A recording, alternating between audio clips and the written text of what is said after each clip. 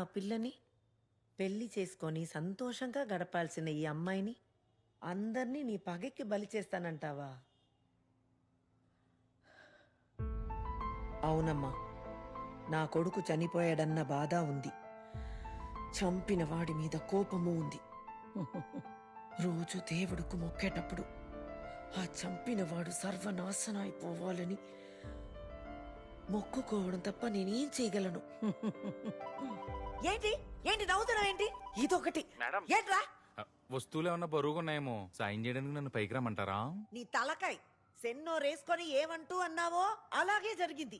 మళ్ళీ కనపడ్డావంటే కాళ్ళు ఎరగొడతాను. Madam madam నాకు ఎరే డబ్బులు. ఎల్పో నువ్వు, ఎదవ సెన్నో రేసుకొని. బామ్మగారు, మనం ఆడవాళ్ళం, మన వల్ల అయ్యే పని కాదిది. ఆడవాళ్ళైనంత మాత్రాన బాధని దిగమింగుకుని అసమర్థుల్లా కూర్చోవాలి.